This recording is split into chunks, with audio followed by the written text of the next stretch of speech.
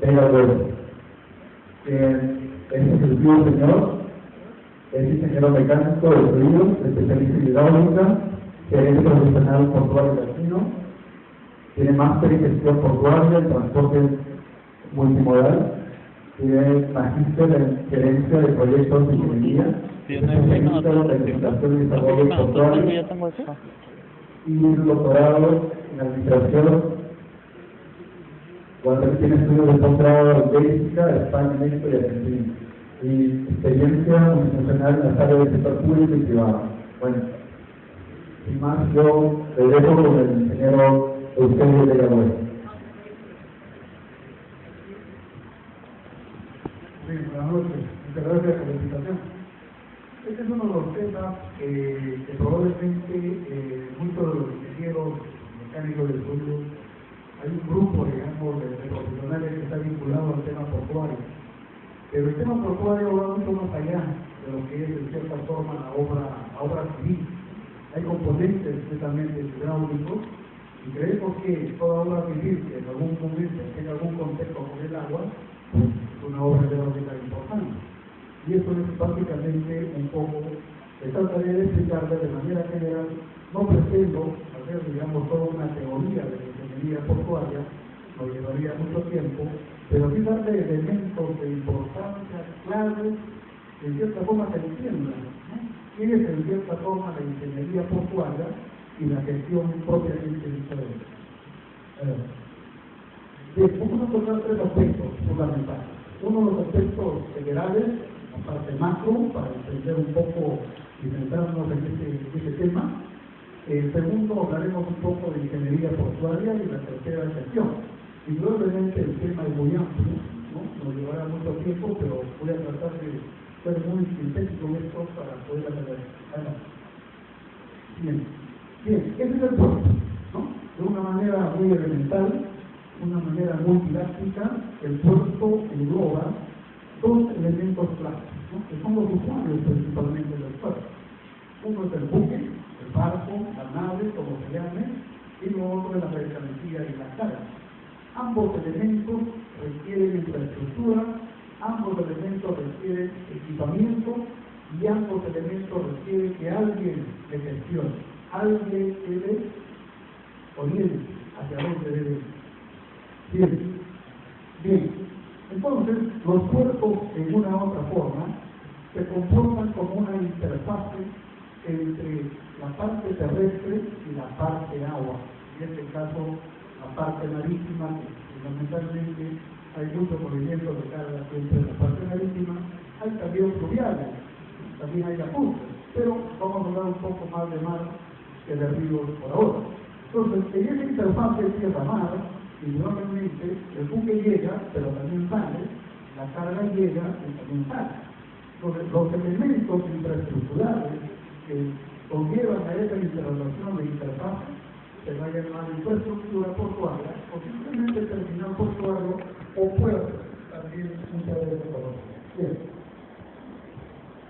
Bien, de manera general, nuestra ley del sistema portuario nacional, que ya data del año 2005, es una ley más joven que hay en Sudamérica, prácticamente otros países que superaron mucho más tiempo, pero sin embargo aprendimos mucho de formar una ley, digamos, mucho más adecuada, ordenada, y por supuesto orientada siempre a buscar mayor interacción en esta infraestructura de gran importancia. El contexto es muy general, el puerto es un lugar geográfico, puede ser natural o puede ser artificial, pero tiene una función primordial, que debe ser el intercambio modal de la mercancía y el Bien, el papel de los puertos. Los puertos cumplen diferentes funciones. Hay funciones comerciales, hay funciones intermodales, pero lo más importante del puerto desde el punto de vista ya de ingeniería, podríamos hablar simplemente que es una interfaz entre distintos modos de transporte. Es lo fundamental, es decir, pasar de la parte terrestre a la parte marítima mediante elementos básicos, importantes, y es principalmente la infraestructura. Bien. El papel de los puertos hoy en día ya deja de ser el concepto netamente global. Hoy los puertos prácticamente contribuyen y son parte de una cadena logística importante. La logística ha sobrepasado el concepto de las unidades modales. Ya no se habla de carretera porque se utiliza de aeropuertos, ferrocarril, o río, o hidrovías, ¿no? O puertos solamente, no se habla prácticamente de todo el enlace logístico que tiene, digamos, los elementos que componen los usuarios principalmente de esto. Y por lo tanto, el puerto no debe de ser más un concepto de integración logística propia. Bien. Los puertos pueden tener diferentes clasificaciones. Nuestra ley del sistema portuario nacional clasifica puertos de diferente uso. Desde el punto de vista orientado un poquito más a la ingeniería, los puertos, digamos, puede ser de actividad multipropósito o especializada. Es decir, especializados cuando atienden un tipo de embarcación tipo o una mercancía única. En el caso de multipropósito, cuando puede atender diferentes, digamos, mercancías y diferentes tamaños de buques. Ejemplos de puertos multipropósitos especializados. El Perú prácticamente tiene muchos puertos multipropósitos, poco especializados. Los puertos especializados en el Perú están orientados principalmente a la carga granel, ¿no? Sólida, minerales principalmente, o líquidos, que puede ser petróleo o gas, principalmente. Pero la mayoría de puertos que se caracterizan por movilizar carga general, dentro de ellas los contenedores, prácticamente son de característica multipropósito. También hay, por supuesto, puertos fluviales, ¿no? Que tenemos los característicos de tipos, ¿no? También hay en Aguas, que está en construcción, un nuevo puerto, que está también el puerto privado, que es Miguel Agua también, por supuesto. A nivel de una concepción de infraestructura portuaria, hay dos conceptos básicos que normalmente se tienen en cuenta para diseñar una infraestructura. El concepto del hinterland, que es el área de influencia, y el concepto del fuera, que es el área de influencia externa. Porque si entendemos bien los dos conceptos, el diseño de la infraestructura portuaria va a ser mucho más sencillo, digamos, planificar. El concepto de hinterland significa dos conceptos adicionales. Uno, la distancia física, y la otra, la distancia económica. Es decir, la distancia física viene a ser el producto que sale de una zona de producción y tiene que llegar al puerto por una distancia de una carretera o un ferrocarril. Pero la distancia económica es el valor, el costo del transporte que tiene que llegar la mercancía a un lugar más económico posible al puerto. Entonces, esa área que se empieza a identificar se conoce como el FICA. Y es así como trabajan los puertos. En el caso del FOREGAN, que es el área de influencia externa, cómo se va a comunicar el puerto con otros puertos, sea nacionales o internacionales. Si la mercancía que sale del Callao, que va a ir a Valparaíso, San Antonio, en Chile, pues va en esa ruta, su área de influencia externa o FOREGAN es hasta el Paraguay. Bien. Los terminales portuarios, digamos, tipos en el Perú, están catalogados. Hoy en día tenemos un puerto bastante moderno, que es el Callao, es un puerto especializado en el tráfico de contenedores, tiene una infraestructura moderna, por supuesto. La primera fotografía que ustedes vieron al iniciar la presentación del puerto del Callao, eso hace 5 años atrás no era así, ¿no? Ahora sí es totalmente modernizado el número de contenedores. Bien, los usuarios, como habíamos señalado, son las mercancías de los buques, no hay otras más en el país. Y eso hay que atenderlo muy bien. Bien, ¿qué tipo de buques hay? Buques de diferentes características. Hay buques contenedores, que solamente llevan contenedores, que son unas cajas metálicas que pueden cargar entre 15 a 22 toneladas por caja. Importante eso. Buques de cruceros que llevan pasajeros. Buques de carga general, ¿no? Que quieren hacer container carga, buques de carga líquida, que pueden llevar petróleo, líquidos en general, químicos.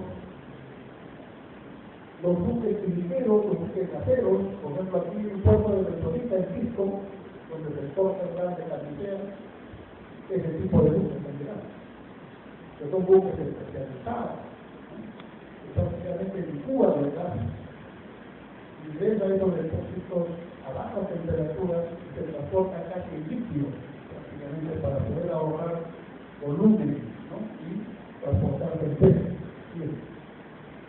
Los buques frigoríficos, los buques de carga de granel y la evolución de los buques de producción internacional. Cómo ha crecido durante los años, digamos, los tamaños que ha venido desde los años 70 hasta el año 2006, hasta el año 2012, estamos hablando de buques que equivalen a 4 veces una longitud de una calle de fútbol. Estamos hablando de 400 a 450 metros de largo, porque son buques bastante grandes. Bien. Los buques graneleros también han tenido evolución, pueden cargar hasta 550.000 prácticamente toneladas de carga por cada viaje. Bien, la mercancía. Porque trato, digamos, de explicarles un poco los tamaños de buques, los tipos de buques, los tipos de carga. ¿Por qué? Porque son condicionantes del diseño de los puertos, son condicionantes para dimensionar la infraestructura portuaria. Sin esas condiciones no será posible dimensionar el tamaño, la capacidad del puerto. Por eso es importante entender la mercancía o carga general. Hay diferentes formas, en fardos, en rollos, en cajas, en sacos, en contenedores, sólido para red, carga suelta, carga líquida, pues todo elemento, digamos, de condicionantes de los diseños portuarios, ¿no? Sin embargo, a pesar, digamos, que es universal, todos los puertos del mundo tienen buques, tienen carga, eso es normal, pero puede ser condicionante también la parte legislativa. La ley del sistema portuario nacional y la ley de los sistemas portuarios nacionales de los diferentes países pueden condicionar algunas veces las formas o los diseños de las infraestructuras portuarias. Por lo tanto, es muy importante estos aspectos, digamos, legales. En el caso de la ley del sistema portuario nacional, establece dos tipos de servicios: servicios portuarios básicos y servicios portuarios generales. Cada una de estas tiene una connotación en cuanto a la forma de prestarlo, y esto puede condicionar también el diseño. Veamos algunos ejemplos. Por ejemplo, en el caso de combustible, es un servicio, digamos, que abastece a los buques. Los países prohíben que el abastecimiento se haga en el puerto, tienes que hacerlo en la isla. Por lo tanto, no tendrías que tener infraestructura para atender ese tipo de servicio. Bien. Servicio de almacenamiento, diferentes tipos de almacenamiento, que son mercancías peligrosas, hay ciertas restricciones, que mercancías sueltas también, que mercancías líquidas como explosivos también tienen una característica especial. Si son contenedores, son mucho más sencillos, se pueden apilar libremente en un patio libre, eso se llama. Todo esto va condicionando los diseños de la infraestructura, en este caso portuaria, en la parte terrestre. Y bien, servicio de amarre y desamarre. Es la acción que tiene el buque cuando ataca al muelle para ser amarrado para iniciar operaciones. Eso también es muy condicionante. Si el buque tiene una eslora de 300 metros, tendrá varios puntos de amarre. Si el buque tiene 400 metros, tendrá mucho más. Y el menor tendrá mucho menos. Entonces, todos son condicionantes para los diseños de la infraestructura.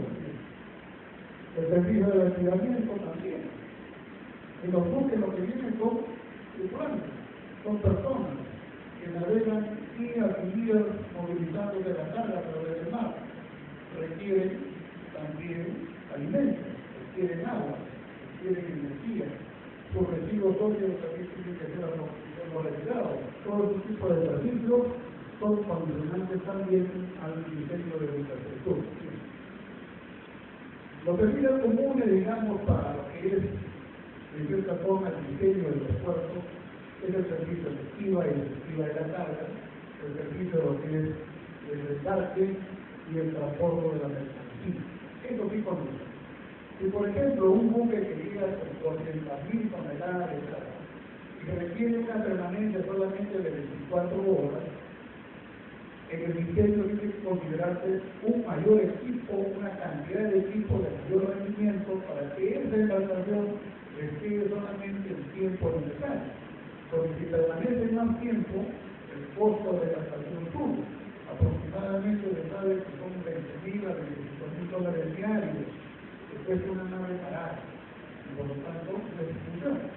Y eso es importante para diseñar también dos diferentes características de equipos y de infraestructura portuaria. El servicio de traficaje es otra de las funciones importantes. Toda embarcación extranjera que llega a un puerto, en este caso peruano, requiere necesariamente la prestación de un práctico que es el piloto, que es el chofer del barco, que tiene que entrar al muelle para poder atracar. No lo puede hacer el propio capitán, porque no conoce las condiciones, digamos, del mar y las condiciones de acceso de ese puerto. Va a requerir necesariamente ese tipo de servicio. Bien. El recojo residuos ya les señalaron que es prácticamente la baterita que traen los buques, hay que retirarlos, ¿no? Hay que llevarlos a un sitio, digamos, adecuado para una protección ambiental adecuada del puerto. El servicio de remolque es otra de las características obligatorias que tienen las naves cuando llegan al puerto, de ser atracadas en otra embarcación menor, que puede ser asistida y ser llevada hasta el punto de atraque para poder realizar la operación. Bien. El servicio de transporte de personas también, ¿no? Hay necesidad, son cruceros, por lo cual que atender a los pasajeros que quieren, pero también a la tripulación, para decir a ver también los buques para otro tipo de necesidades. Los servicios portuarios generales. Esta es una actividad principal del puerto, es el control del puerto. Ustedes se imaginan un puerto que lleguen varias embarcaciones que tengan todo, que tengan una autorización para poder, digamos, atracar al muelle y el muelle esté atracado. ¿Quién tiene la prioridad? Entonces, tiene que haber un sistema de control del tráfico para que en la medida que conforme llegan sean atendidas y evitar justamente que haya pues una restricción o una posición de dominio, en este caso del operador portuario. A eso existen las autoridades para ir controlando este tipo de tráfico portuario. Hay necesidad también de hacer balizamiento, señalización, para que el buque pueda navegar con condiciones de seguridad, principalmente con seguridad, porque es importante la voz, las áreas,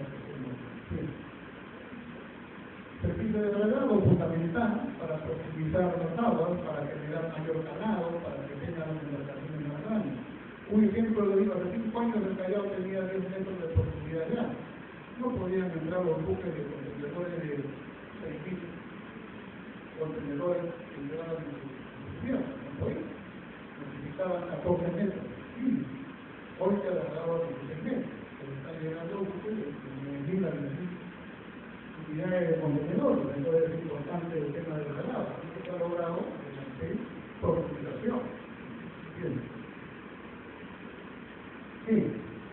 Hablemos un poco de ingeniería. Esto está un poquito, digamos, de acelerar el tema del panorama, porque es importante, digamos, que si no entendemos bien el tema del buque y la mercancía, que son los condicionantes de los diseños, pues hablar de ingeniería portuaria, digamos, sería un poco menos difícil. Bien. ¿Qué es la ingeniería portuaria? Nos hemos preguntado muchas veces, es una especialidad prácticamente nueva en el Perú. Si bien es cierto, los ingenieros civiles han estado abocados mucho a este tema, pero es una especialidad más de la ingeniería hidráulica, ¿sí? Porque hay mucho componente hidráulico, ¿no? Hay componentes civiles, por supuesto, que sí, pero la mayor parte, digamos, de obras que están relacionadas al puerto están vinculados únicamente a la ingeniería hidráulica, y principalmente a la hidráulica marítima, ¿no? Sin embargo, a pesar, digamos, que está relacionado a la ingeniería, digamos, hidráulica, pues tiene que ver siempre con la ejecución de obras, operación y la gestión de actividades. No hay proyecto, yo lo digo siempre a veces discutible, no hay proyecto, digamos, que tenga una valoración mayor a 20 años. Pero sin embargo, la mayoría de ingenieros se quedan solamente en el tema del diseño, de la consultoría y la construcción de la obra. Y no se van más allá. Sin embargo, el mayor tiempo, 20 años o más, lo dedican a operar, a gestionar, que es un componente importante también de la ingeniería. El tema portuario no está para eso. Por eso, cuando se habla de ingeniería portuaria, tendríamos que hablar siempre no solamente de la planificación, no solamente del diseño, no solamente de la construcción, sino también de la operación y de la gestión, en donde los ingenieros prácticamente desarrollan un mayor tiempo comparado con lo que es el diseño. ¿En qué áreas de actividad principalmente intervienen? Principalmente en la planeación, diseño, construcción y mantenimiento, pero también en la operación de la administración. Es una obra importante, como lo repito, dentro de lo que es el concepto de la obra hidráulica, ¿no? Es importante ese concepto. Muchas veces nos perdemos en decir que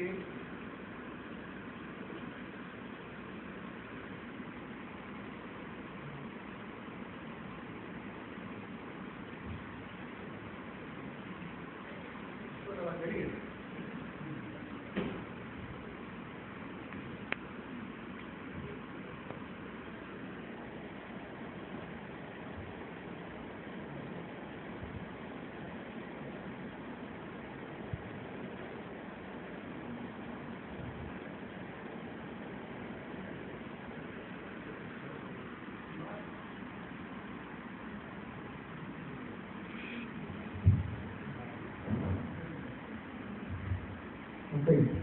Entonces, decía que la ingeniería, digamos, portuaria está vinculada mucho a ese concepto que los mecánicos fríos conocen muy bien y el tema hidráulico.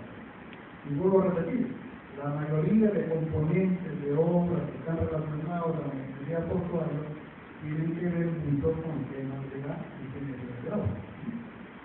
Bien. Pues bien, ¿cuál es la función entonces de la ingeniería portuaria? Hay dos funciones fundamentales. Uno es la parte técnica, pero también la parte operativa. Pero no debe dejar de lado el ingeniero en general, hablo de ingeniería en general, no debe dejar de lado un componente importante, que es la parte comercial. A veces condiciona los diseños. Si un cliente le dice que yo tengo que embarcar el maíz a 800 toneladas por hora, ya le está condicionando el diseño.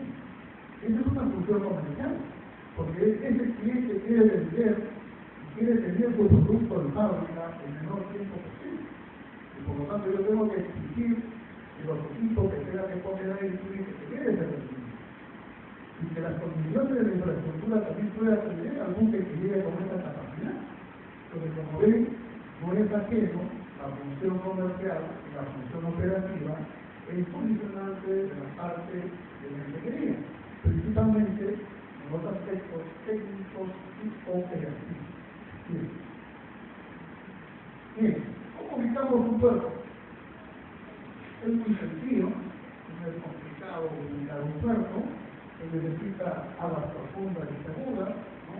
Los buques cuando atracan necesitan aguas tranquilas, no necesitan aguas agitadas, ¿no? Área de carrera de extensión suficiente para tener almacenes en tierra y poder, digamos, atender a la mercancía que hemos generado, mano de obra calificada, mano de obra operativa adecuada y accesibilidad y conectividad ética. No hablamos del Callao, ¿quién pasa por el Callao? Pasa por él, de llamada venía Mancocapa, van a ver la cola de camiones, ¿no? Que están como 5 kilómetros de camiones. Pero ese camión, en vez de entrar al puerto en 30 minutos, ¿no? Entra y sale en 10 horas.